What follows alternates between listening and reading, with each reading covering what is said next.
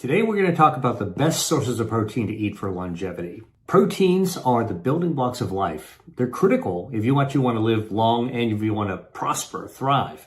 Because as we age, we lose protein and muscle mass. Now, losing muscle mass is actually a setup for becoming frail and less mobile, which cuts into your lifespan.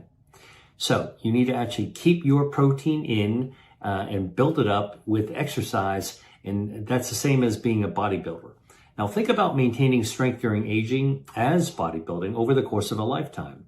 So up to the age of 40, you should be eating about 50 to 60 grams of protein per day for the average size person. And between the ages of 40 and 50, that's above the age of 40, you start losing muscle mass.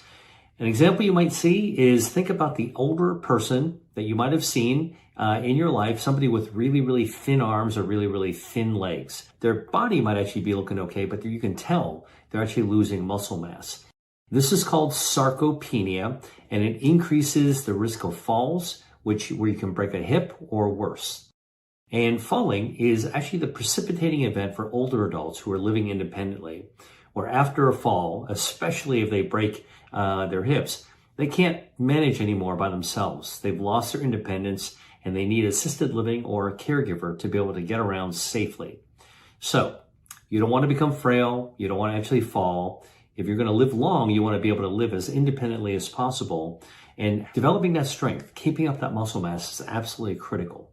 So adding protein to your diet after the age of 40, somewhere between 75 to 90 grams of protein a day is kind of where you want to aim at.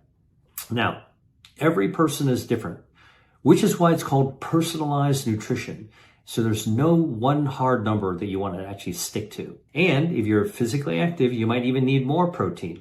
And as I was saying before, you need protein and the use of your muscles, exercise, in order to be able to actually benefit from that added protein intake. So if you want to do this right, I suggest consulting a trained nutritionist and explaining that you're trying to optimize your protein goals.